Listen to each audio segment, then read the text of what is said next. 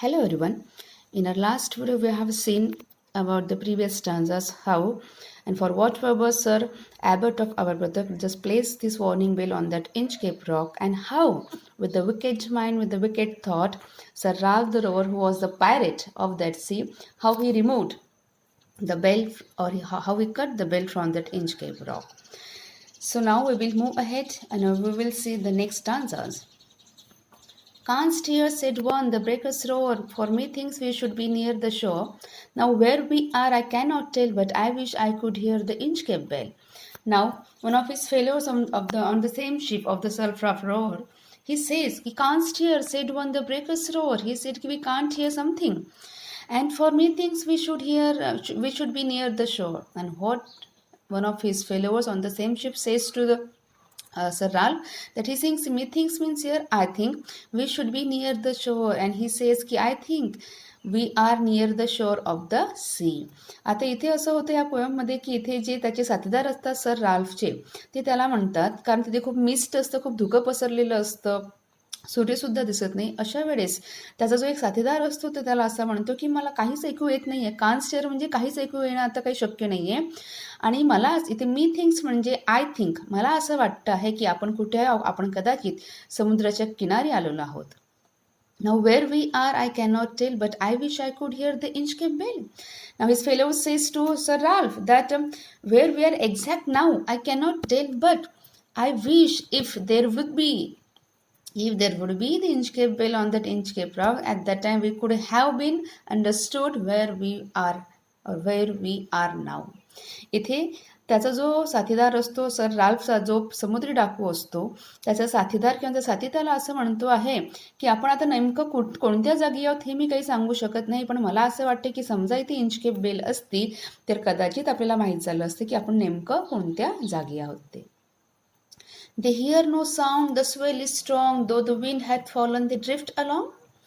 आता तिथे कुठलाही आवाज ऐकू येत नव्हता. Swell is strong means the waves were moving strong. Though the wind had fallen, they drift along, and the wind was blowing also very strongly, but their ship was moving very slowly ahead. इथे असं होतं की तिथे आता कुठलाच आवाज ऐकू येत नाही, पण समुद्राच्या लाटा फार जोरजोराने आदळत असतात. अशा वेळेस तिथे वारा, विंड म्हणजे वारासुद्धा वाहत असतो. आणि होतं काय की the wind had fallen they drift along, म्हणजेच इथे त्याची जी शिप असते ती हळूहळू हळूहळू पुढे जात असते. Till the vessel strikes with a shivering shock. Oh Christ, it is the Inchcape rock. And all of a sudden, the vessel, here vessel means ship, the ship just strike to that shivering rock. आता होतं असं की वारा जोराने वाहत असते, यांची जी असते नाव किंवा शिप किंवा जहाज हे सुद्धा हळूहळू पुढे जात असतं, आणि अचानकपणे तिथे जो इंचकेप रॉक असतो, जो खडक असतो इंचकेप नावाचा, त्या खडकावर जाऊन यांची जी जहाज असते, यांचा जो जहाज सुद्धा धाडकन जाऊन आदळतो. ओ Christ, it is the Inchcape rock. And what they sudden realized that, oh God, it is the Inchcape rock. Now we can assume or we can understand that Sir Ralph removed or cut the bell from that Inchcape rock, so that's why they were not able to see the Inchcape rock because of the high tide, because of the wind was moving. So there was a surging, what we can say, there were the surging waves. आता तिथे इतक्या जोरजोराने लाटा आदळत असतात त्या समुद्रावर, त्यामुळे इथे आधीच सांगितलेलं होतं की जे सेलर्स होते, जेव्हा खूप जोराने वादळ यायचं अशा वेळेस त्या सेलर्सला तो इंचकेप रॉक दिसायचा नाही, आणि त्यामुळे काय व्हायचं की त्या लोकांची तिथे जाऊन जहाज आदळायचं आणि त्या लोकांचा जीव जायचा. म्हणून जे सेलर्स होते, जे जहाजातले प्रवासी होते, जे जहाजाने प्रवास करायचे त्या समुद्रावरनं, त्यांचा जीव वाचवण्यासाठी इथे ॲबर्ट ऑफ ॲबरब्रोथकने काय केलं होतं, त्या इंचकेप रॉकवर ती बेल वॉर्निंग बेल दिली. म्हणजे जशा लाटा जशा लाटा जोरजोराने तिथे आदळायच्या तशीच ती बेल काय करायची, वाजायची, म्हणजे लोकांना कळायचं की इथे खडक आहे. But now what's happen with the wicked mind और with the feeling of jealousy, Sir Ralph just removed the bell from that Inchcape rock, and now how he meets his doomsday we will see further. Sir Ralph the rover tore his hair, he cursed himself in his despair. The waves rush in every side, the ship is sinking beneath the tide. Now Sir Ralph, he now understood or blamed himself why he just removed the belt from that Inchcape rock. Now he tore his hair. Now he was just अपने तो आपल्या केसांना काय करतो अगदी असं तोडतो किंवा he just tore his hair. He cursed himself in his despair. Now he is so sad. He felt now he is in so much pain that he just cursed himself. He just blamed himself why he cut that Inchcape bell from that Inchcape rock. आता होतं असं की त्याचा जो जहाज असतो sir राल्फचा जो त्या जहाजावर असतो त्याचं जहाज अचानकपणे त्या इंचकेप रॉकला आदळतं आणि अशा वेळेस त्यांच्या तोंडात निघतं की अरे बापरे हे काय इथे तर इंचकेप रॉक आहे. आणि अशा वेळेस सर राल्फला स्वतःचाच राग येतो. तो रागाने काय करतो आपले केस अशी तोडतो आणि तो स्वतःलाच काय करतो दोषी देतो ह्या सगळ्या गोष्टीसाठी. बिकॉज वी नो आपल्याला माहीत आहे की सर राल्फ हाच तो व्यक्ती होता ज्याने ते इंचकेप बेल त्या इंचकेप रॉकवरनं कट केली होती किंवा रिमूव्ह केली होती. The waves rush in every side. The ship is sinking beneath the tide, and everywhere the waves were blowing so strongly. It was the surging waves. आणि होतं असे की तिथल्या ज्या लाटा असतात त्या इतक्या प्रत्येक जागेवर प्रत्येक साईडनी अशी जोरजोराने तिथे ते आदळत असतात. And the ship is sinking beneath the tide. आणि ही जे टाईड असते ह्या ज्या उंच लाटा असतात ही जी भरती आलेली असते टाईड म्हणजे जी समुद्राला भरते ते त्याला टाईड म्हणतो आपण. आता ती टाईड जी भरती आलेली असते समुद्राला आणि भरतीमध्ये काय होतं नेमकं की हाय टाईडमध्ये लाटा उंच उचळत असतात. Now there was the high tide, there was the storm, there was the surging waves highly in that C.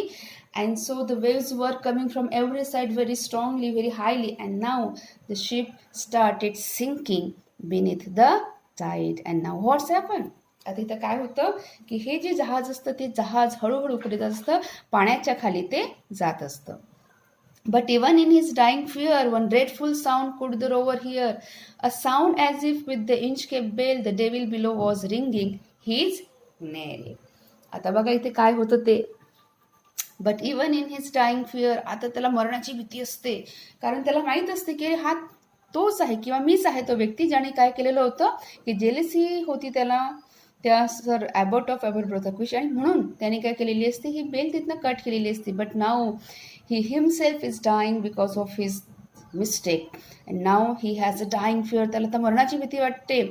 One dreadful sound could the rover hear, आणि त्याला असं वाटतं की जणू ड्रेडफुल म्हणजे फार डेंजरस, फार असं he seems or he says or he thinks that he is hearing something very dangerous sound. आणि त्याला असं वाटतं सर रॉवरला हा जो समुद्री डाकत असतो त्याला असं वाटतं की जणू काही तो काहीतरी असं त्याला असा भयंकर असा आवाज ऐकू येत आहे.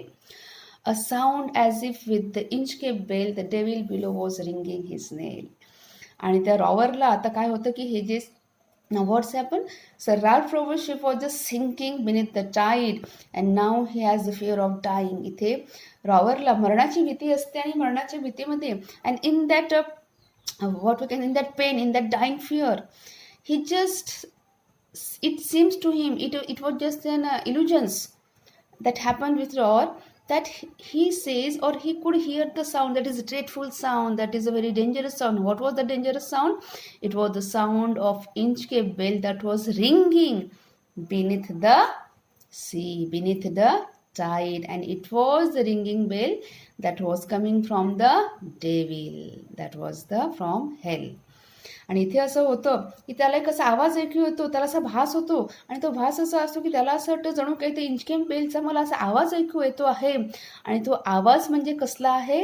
The devil below was ringing his knell, म्हणजे कदाचित ह्या समुद्राच्या खाली डेव्हिल आहे, कोणता तरी राक्षस इथे लपलेला आहे आणि तो कदाचित आपला नेल काय करत आहे?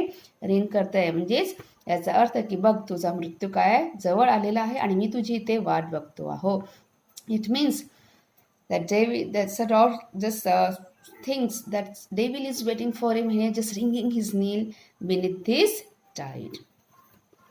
So the theme of this poem is very simple. Okay, I'm just reminding you about the theme of the poem. This poem is written by Sir Robert Southey, and this poem is all about how Sir Abbot of Aberbrother placed this warning bell on that Inchcape rock to save the lives of the sailors. But now, with the feeling of jealousy, with the feeling of hatred, what's happened? Sir Rover, who was the pirate of that sea, he was just started looting the material of the sailors and he became more rich. How?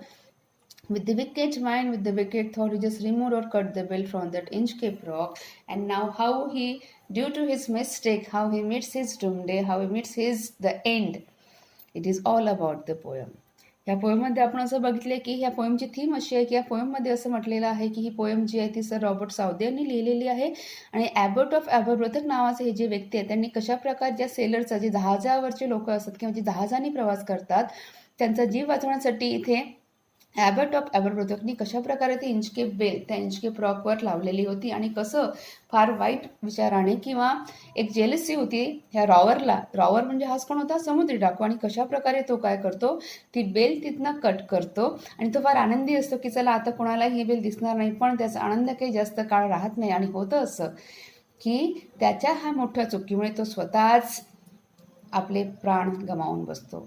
The theme of the poem is simple. If you do something wrong with the other, yes, definitely something wrong is going to be happen sooner or later with you.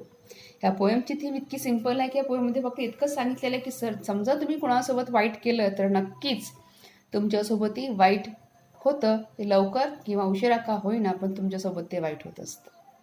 This is all about the poem, and all the students need to write down the brainstorming and the icebreaker of this poem. So in our next video we will see our next poem. Till then, thank you.